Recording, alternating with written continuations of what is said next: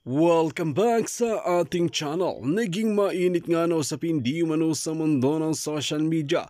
Tila binaltahan nga ng harap-harapan ni Dr. Lauren Badoy at ni Ka Eric. Itong si Risa Hontiveros at Tamba. Dito nga natin mapapatunayan mga kaibigan na sa patuloy nga na paninira nila sa administrasyon na ito at kay Dr. Lauren Badoy at kay Ka Eric ay hindi na nga sila nakapagtiis at binanatan din ang mga tambaluslos ng mga politiko na ganib sa kapangyarihan. Dito nga natin makikita mga kaibigan na talagang pinaglalaban nga nila ang karapatan ng taong bayan dahil talagang may malasakit sila dito, hindi gaya na namumuno ngayon na talagang walang pake, na talagang sinabi niya na mismo sa kanyang interview na hindi nga ito makikialam sa problema ng bansang Pilipinas. Kaya dagdag ng maraming netizen ay ipakita nga natin ang suporta natin kay Dr. Lauren Badoy at kay Ka Eric dahil nga sa mga dalawang ito ay lumabas ang mga kabulukan ng mga congressman na ito. Kaya magpasalamat tayo sa kanila dahil binigyan tayo ng paraan para maayos pa ang bansang Pilipinas at masisibak na talaga ang mga pulpul ng mga tambalusbos sa loob mismo ng Malacanang dahil naghahari-harian na sila at nasasayang lamang ang pera ng kaban ng bayan. Well mga kaibigan, para nga sa karagdagang impormasyon, panoorin nga natin ang buong video. At kung bago ka pa lamang sa aking channel, huwag kalimutan i-click ang subscribe button at notification bell para lagi kang updated sa ating mga bagong video. At para sa solid viewers natin dyan, maraming salamat sa walang sawang pagsuporta. Kasi kay former president is grave threats, no, so that falls under the jurisdiction ng regional trial court. Pero bago pumunta ang isang kaso sa tinatawag nating judicial proceedings, dadaan muna yan sa fiscal o sa office of the prosecutor. Yung ngayon yung action na ginagawa nating former president was to file his counter affidavit on the affidavit complaint that was filed by the congressman ng CPP. Si Franz Castro. Yun. Yeah. Sa final ng because yes, yeah. Yung CPP created na party list na yan. Alliance of Communist Teachers. Yes, yung final nila against the former president will go to the prosecutor at yung prosecutor naman natin ang magdetermine ng tinatawag nating probable cause whether there is a criminal offense at magko-file ka doon sa office sa judge mismo. So may mga dadaanan pa yan. So yung ginagawa pa lang ngayon is magko-file ng ng complaint counter affidavit. Pero Attorney Ina Franco, mga kababayan, ang alam na natin kung sino itong CPP, NPA, NDF at template yan. So alam nila na walang kwenta yung kasong yan. Alam nila yan. So ano lang yan, propaganda para makapag-recruit, para magkakalap ng pondo. Sigurado kami dyan na naghahanap ng pondo yan. So at bakit? Recovery efforts nila ito. Kasi alam nila wala namang kwentang mga kaso yan, katulad ng mga red tagging. So yun yung kung maganda itong pag-usapan para nakikita natin ng maliwanag kung ano yung ginagawa nila Franz Castro. Hindi naman magpo-prosper yung kaso na yan, no? So yun, no? Kaya yung mga ganyan ginagawa nilang mga hakbang, wala effect dito, ma'am eh. At naalam naman natin yung mga ganitong uri na ginagawa ni Franz Castro ay yung ginagawa nila from the beginning pa, di ba? Mga propagandas and everything, especially magiging matunog sila dahil si PRRD at napakalinaw naman, ma'am. Nilalabanan natin is a communist terrorist group at di na makikwestiyon yan ng taong bayan. That's how we make it clear here. Kaya that's the rally. That's what the rally is all about in Quezon City Hall. Yung parang yung galit ng tao na ang CPP, NPA, NDF ginagamit ang former president para na naman makapag-recruit, no? So in other words, napakaganda nito, Franco, Ina, Attorney Bosantog, mga kababayan, kasi alam na ng taong bayan sino si Franz Castro. Correct. Kung sino si Raul Manuel, sino si Arlene Brosas, kung ano ang Gabriela, Alliance of Communist Teachers, Kabataan, yung Kabag, Kabataan, Anak Pawis, Bayan Muna, Alliance of Communist Teachers at Gabriela, yung mga party list na CPP, NPA, NDF. Kasi sa darating na elections, tatanggalin na natin at ang ilalagay natin ay si Attorney Bosantog. Epanaw. Sambayanan. No, totoo yun. No? Hindi siya talagang magsisilbi sila. No? Okay. Sa susunod na election, tatanggalin na ha. Tatanggalin na lahat ha. Wala nang ititira dyan. Tatanggalin na lahat. Oh. 2025 po, mga kaibigan, konting pagtitiis na lang.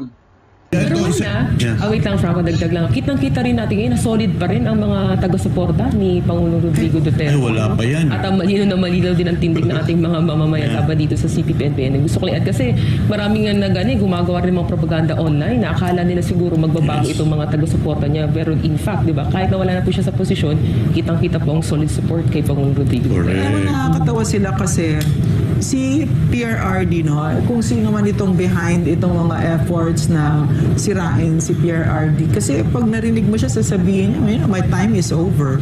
Ano siyang, kung tatakbo siya, ngayon, paano karapatan niya yon, di ba? Bilang isang mamamayan na kung tatakbo siya. Pero dapat hindi kayo natitreten kung sino man nandyan, lalo na pag nasa administrasyon kayo, na the former president will topple you, your power.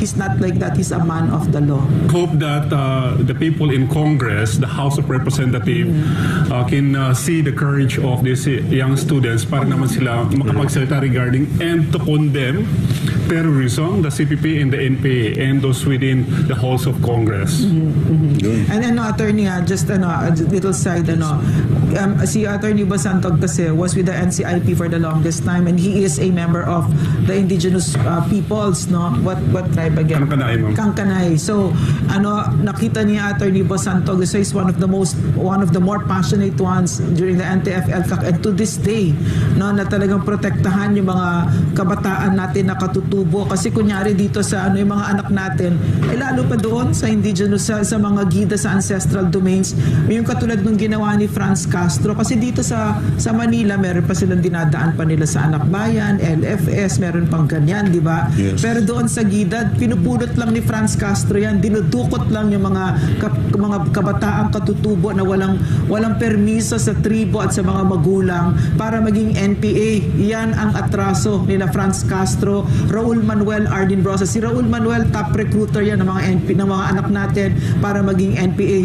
Lalong-lalo na sa mga katutubo natin, mga kapatid. No? May question Bakit po. nga dinidelete ng Facebook yung video kung saan pinapagalitan sina Franz Castro ng mga katutubong leaders doon sa 31 na... Dinidelete, Naalala mo? Dinidelete sa Facebook? Yes, delete. I think it has something to do with Rappler and Verifiles being an ally of the CPP, NPA, NDF. Rappler is a mouthpiece of the CPP, NPA, NDF. So, kaya siguro tinatanggal yan. In fact, my account was deleted by Facebook. No?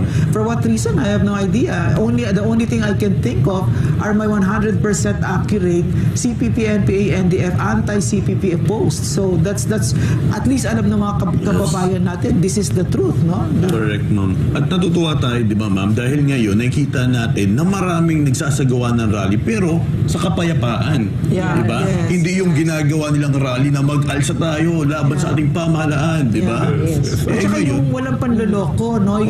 Yung rally ng CPP, sineset up yung mga anak natin, may mga operators doon, no? Na ibang klaseng level, iba yung trabaho nila kaysa kila France. Sila, ginagalit nila, kinikis-kis nila yung mga kabataan at para magkaroon ng suntukan or whatever yung police at magkaroon sila ng kiskisan. Pagkatapos magagalit sila at sasali na sila. Ganun sila talaga nilalason na mamasin. Attorney, meron question kasi nabanggit nyo kanina.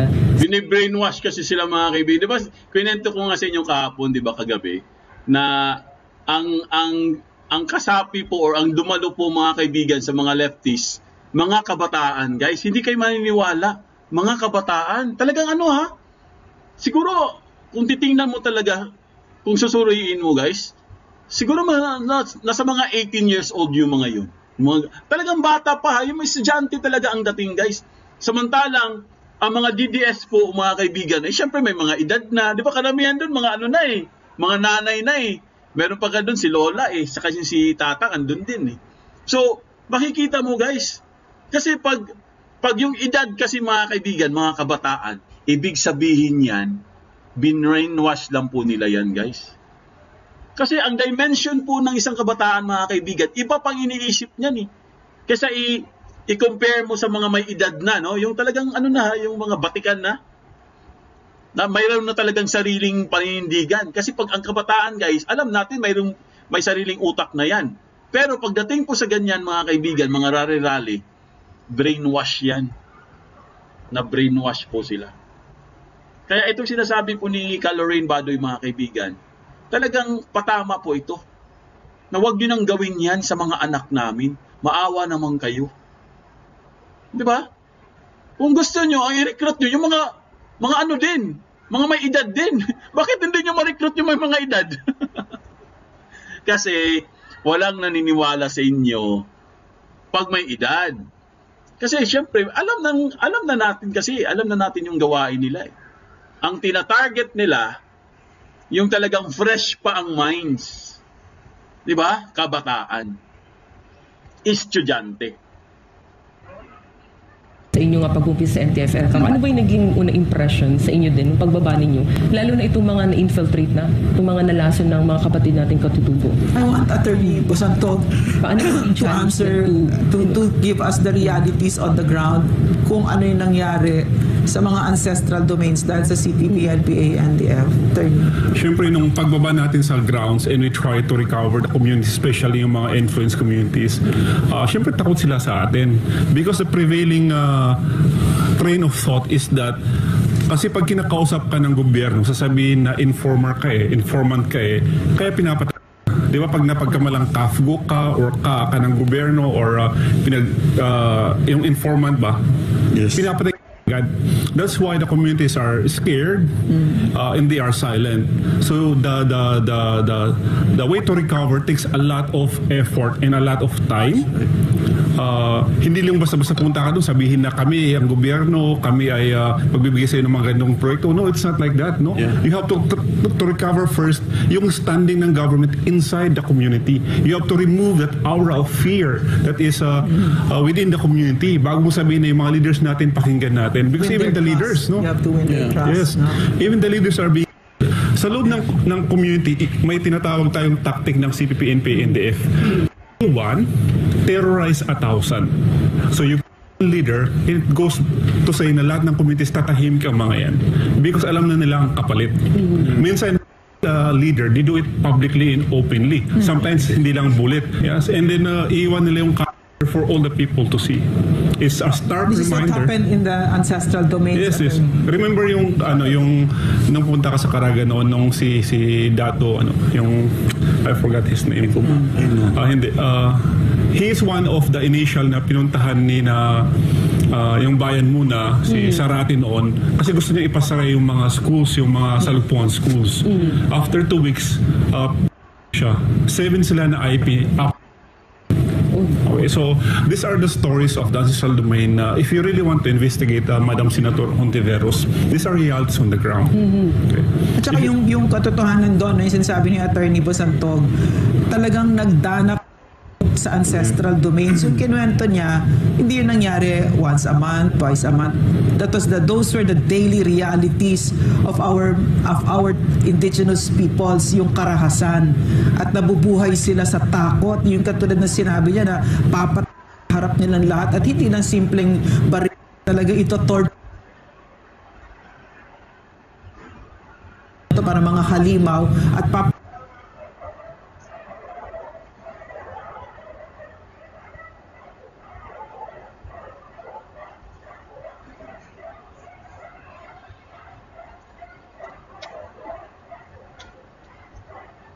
39 years ago, something like that, or 35 or something like that, hanggang ngayon, hindi sila makarecover pa. No, kasi paano ka mahirap mag-recover yung nakita mo yung asawa mo at yung mga anak mo ay Ayan po mga kaibigan, no, ito po yung kaso, ito kasing kaso ni Duterte mga kaibigan, 'di ba? Kinento na in-explain ko na ito kagabi, no, kasi may naging topic din kasi natin ito kagabi.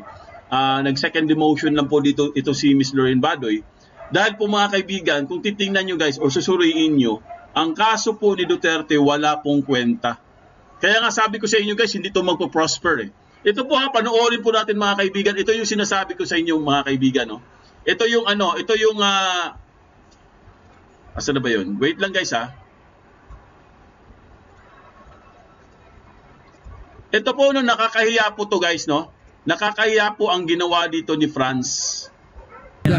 Ito guys, nakakahiya po ang ginawa dito ni France mga kaibigan dahil ang lakas po ng loob niya, no?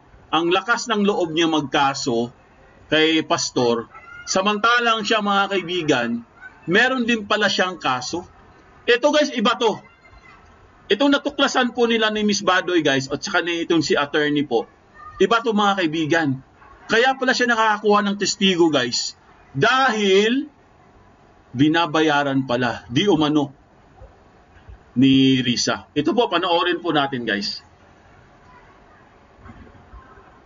Alam mo, nakakahiya itong ganyang klaseng senador, no, na imbes na ibibigyan niya ng proteksyon ang Pilipino, gusto niya pakain tayo sa mga dayuhang wala talaga silang pakialam sa atin dito. It came to light na yung mga witness pala ito ay na-bribe para mag-appear sa Senate. Her witnesses, the Yes, witnesses of Risa Ontiveros were caught lying. Naku.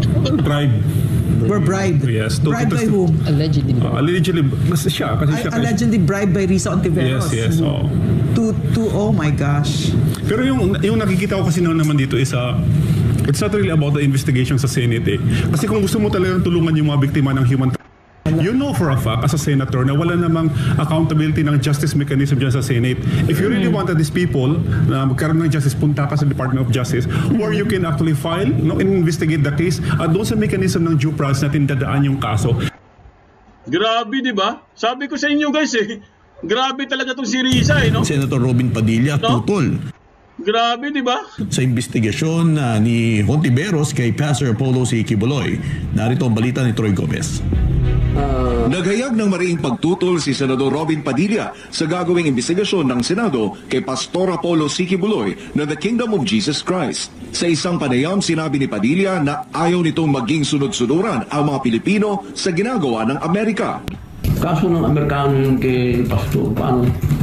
So ano yun, parang ICC din. Sunod-sunuran na naman tayo sa dayuhan. Yung banda Ani Padilla, may karapatan si Ontiveros na magsulong ng investigasyon bilang isang mambabatas, pero kanyang ipinunto na hindi nito susuportahan ang aligasyon na nag-ugat mula sa investigasyon ng isang dayuhang korte. Kami, ako lalo, nakangati ako pagka kaso ng puti Pagkaso ng nau-offend si Bonifacio, medyo ayoko talaga. Pero kung sa Pilipinas, wala akong magagawa. Pilipino yun. Pero pag ang babasihan natin, korte ng ibang bansa, no way.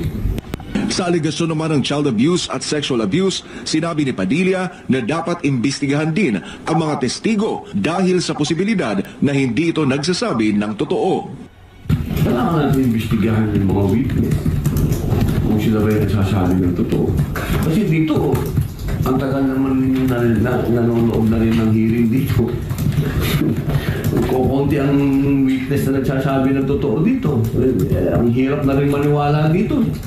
Nagsasabi ng statement ngayon, kinabukasan, iba na yung statement. Araw ng Lunes, naghain si Ontiveros ng isang resolusyon na naglalayong siyasatin ang di umano'y malawakang human trafficking, rape, sexual abuse at violence at child abuse laban kay Pastor Apollo. Kaugnay nito ay una na ring ipinagtanggol ng kilalang abogado na si Attorney Ferdinand Topacio si Pastor Apollo. Hinamon ni Topacio si Ontiveros na sampahan ng kaso sa korte ang butihing pastor. Ang ginagawa po ni Senator Risa Ontiveros ay isang panlilinlang sapagkat ang sinasabi po niya, gusto niyang imbestigahan itong mga alegasyon ng human trafficking, may mga testigo daw siya laban kay Pastor Kibuloy at sa grupo nito na ang Kingdom of Jesus Christ. At ngunit ito pong bagay na ito ay hindi po dapat sa Senado iniimbestigahan. Para sa Diyos at sa Pilipinas kung mahal, Troy Gomez nag-uulat, SMNI News. Yan, puro kasi Senado Senado, Kongreso, yan kaagad ginagawa nila Parang bakit pa nauso na yan ngayon? Pag merong mga papatawag agad sa Senado, papatawag agad sa Kongreso, pagdating naman doon, wala naman silang magawang batas. Napapahiya lang yung mga yung mga natin di ba? Like for example, yung nangyari kay Eric tsaka kay Miss Lorraine Badoy. Napahiya lang sila, no? pinakawalan din naman nila. Sus Maria Joseph. Takot din naman sila sa Supreme Court. Napapahiya lang yung tao eh. Alam mo, can I say something? Alam mo, nakakahiya itong ganyang klaseng senador, no, na imbes na ibibigyan niya ng proteksyon ang Pilipino, gusto niya pakain tayo sa mga dayuhang wala talaga silang pakialam sa atin dito, no. So dapat siyang mahiya kasi sa ibang gobyerno aalagaan nila yung kanilang mga mamamayan. Ito binibigay niya. At saka kung totoong concerned siya dito sa human trafficking, kunyari sa, and what else, sex crimes daw, she should investigate Gabriela. No? Senator, you should do that because Gabriela purports to be a women's rights group, but it's really a front of the CPP, NPA, NDF, and through them, they've recruited a lot of young women who've really been live and very real documents, no? Judicial affidavits have already been written about this, about how how Gabriela is being used to recruit our children, and a lot of them have already suffered under the hands of the CPP, NPA, NDF. Na yan,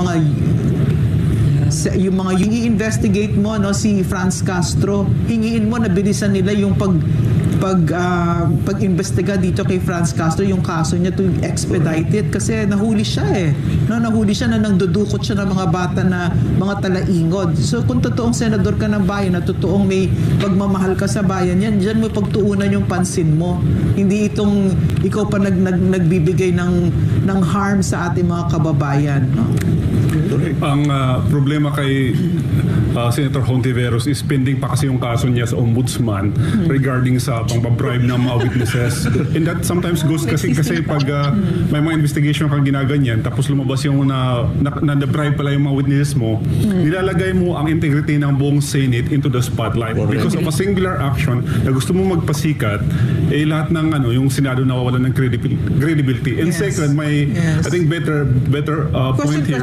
What did you mean by that, Attorney? The Ombudsman, she has a case with the Ombudsman? Meron siyang pending case. What is that case? I think the Senator has a pending case? Yes. Sa Farmally kasi, sa Farmally investigation, I think nag-file din siya ng resolution at nag-present siya ng mga witnesses. And it came to light na yung mga witness pala ito ay na-bribe para mag-appear sa Senate. Her witnesses, the witnesses of Risa Ontiveros were caught lying. Naku. Bribed. Were bribed. Yes. Bribed by whom? Allegedly. Kasi siya. Allegedly bribed by Risa Ontiveros. Yes.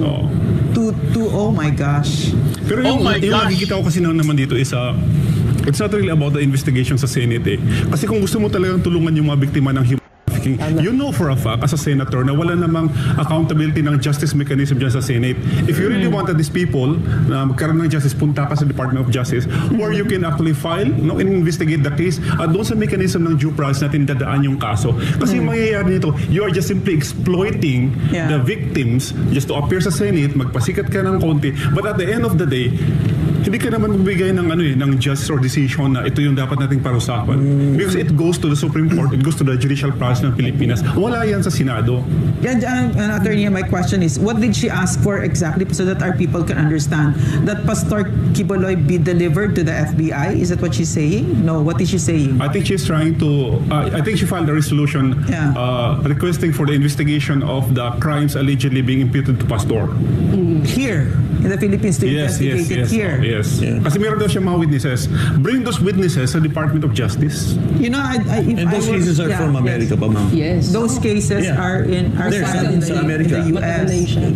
And para alam lang ng mga kababayan natin na yung mga kaso na final ng kay Pastor Quiboloy, no, ang totoong ang totoong nangyayari diyan, gustong-gusto na ni Pastor ilang taon na ihumarap na siya sa korte, pero ang Amerika ngayon ang gumagawa ng maniobra na hindi muna haharap. Lagi nilang dinidelay kasi bakit? Kasi alam nila na meron silang malaking atraso kay Pastor, na trumped up yung charges. So yun yung nangyayari ngayon dito. At yung mga go ahead Franco. Those are the things, ma'am, which is the thing here, that's not irrelevant, that's not really an issue, that's old. Kumbaga kaya nga dami natin sinasabi, it's recycled. And And Pastor is willing, and he has a whole legal team that's so eager to face the court, and they're not sila ang nag-aatras nito. And in the meantime, all the enemies of Pastor, no, which means the enemies of the state, including the CPP, NPA, NDF, and other enemies are really colluding na maglabas ng mga witnesses na yan. They pay witnesses to say all sorts of false accusations against Pastor. Why? Why is that? And this is the life of someone who embraces fighting the real enemies of our country. That's how it is, no? And why do I know this? Because that's my life, di ba? Yan talaga ang haharapin mo, and this is what Pastor is going through. And you know, Dr. Rain, Attorney Marlon, and Franco, this is really dangerous, hindi itong ginagawa ni Senator Hontiveros. Kasi imagine the injustice din that she's committing. Kasi meron ito hinaharap na tong kaso na ito ng legal team ni Pastor. And kung yun nga, no, kamagit kanina, dapat kung yung una gagawin mo, kung meron ka talagang witnesses, no, ka sa court. So what you're trying to do. And hindi ko naman sinasabi na dahil malapit na kaibigan ni Pastor, si Pangulong Rodrigo Duterte, na kilalang opposition nito ni Senator Hontiveros, pati sa ICC, siya ang umiiyak na ito, imbestigahan na si Pangulong Rodrigo Duterte. So yun yung nangyayari kasi yung timing ng lahat ng bagay. Kaya ang atin, kung talagang meron ka mga witnesses, doon po kayo sa korte humarap, hindi po dyan sa Senado dahil wala naman din po talaga kapangyarihan. So we're just really trying to destroy ang reputasyon po ng aming mahal na pastor. Attorney, I have a question. So itong mga cases na ito, filed na yon sa US, di ba? And then this senator is asking that Senate investigate Pastor for his crimes. Bring him to Senate and investigate all those crimes without filing a case against him? Is this what she's saying? Parang ganun po yung gusto niyang palabasin kasi if you are really into the idea of justice, you go to the proper forums and you respect yung tinatawag nating judicial mechanisms, may tinatawag yung interjudicial courtesy, no, kung na-file man to sa Pilipinas or na-file man to sa United States. But actually, what nangyayari dito is just merely a character assassination. Yes. Because at the end of the day, you are not looking for accountability. Yes. You are looking for the press. You are looking for a name recall. Siguro dahil malapit ng 2025 election. Yun pala yun, attorney. Isa lang dito, Mama, but I like what Ma'am Lorraine said earlier, na ba't hindi niya tutukan yung talagang gumagawa ng karahasan? Yes, to be fair. Sa kababaihan, ang Gabriela, diba? Ba't hindi niya makita ang mga ginagawa ng CPP, NPA, NDF? Ba't di nila tutukan yung kay Franz Castro? Na yan, may malinaw. At napatunayan natin, nakita mo mga ating kababayang mga na IPs ang mismong nagpatunay sa kanyang ginawa. Diba? Ba't hindi yan ang tutukan na lang? Did you ever condemn the CPP, NPA? Yun yan. May question para ako kay attorney na. So attorney, ano ang danger doon? Because it sets a precedent, right? Yes. That you can do this to ordinary citizens because you're a senator. That you can hold them, Gary, if they have a case in the US, or instead of filing a case in the proper forum, like you said, dalhin natin sa Senado, and that's where we're going to try him and destroy his reputation. This is what's happening, am I correct? And this is the danger to it, right? Yes. Parang yung nangyari nga sa inyo, so probably siguro kung ayaw mag-appear ni Pastor Jan, because you know it's a I don't know, it's a kangaroo court kung halimbawa matuloy mo niya kasi there is really no objective of justice. Anong gusto niya? Magkaroon ng warrant of arrest, yung parang ginawa sa inyo, ilagay din kayo sa detention. Gusto kong I want to support what you're saying kanina regarding what to investigate, because we have submitted several judicial affidavit or no affidavit coming from yung sa, alam niyo yung sa Salugpuan schools, yung mga bata, who children were because inside the Salugpuan schools, we submitted it to the Commission on Human Rights sa United Nations. So if you really want to investigate regarding these kinds of crimes, including human trafficking, yung bakwit from Mindanao to Manila, alam mo may mga judicial affidavit tayo na nagsasabi na habang naglalakad yung mga bata, may mga dyan out of exhaustion at na lang nila sa gilid ng kalsada. These are statements and testimonies coming from those who participated mismo sa mga bakwit, and that is a form of human trafficking. So if you really want to talk about crimes, andyan lang po sa doorstep po, Madam Senator. So, you know, I have a vision of our country, Attorney Franco Ina, no, mga kababayan. I have a vision of our country that's really very compelling to me, is to see a true statesman, a true senator who will really stand there and say, let's investigate the CPP, NPA, NDF, and all its crimes against the Filipino people. And Senator Risa Hontiveros is not one of them. Yun. Risa Hontiveros she is not one of them. Ayan po si Miss Lorraine Badoy. Napakaganda ng issue na tinalakay po ni Miss Lorraine Badoy. Dito nga natin makikita mga kaibigan kung gaano nga talaga katarantado ang ginagawa ng mga kongresista na ito. Kaya naman hindi napigilan ni Dr. Lorraine Badoy at Ka Eric na baltahan ang mga politiko na ito at ipahiya sa harap ng kamera. Wal mga kaibigan, para sa karagdagang impormasyon, ano ang inyong mga opinyon? Just comment below sa ating comment section at ating pag-uusapan.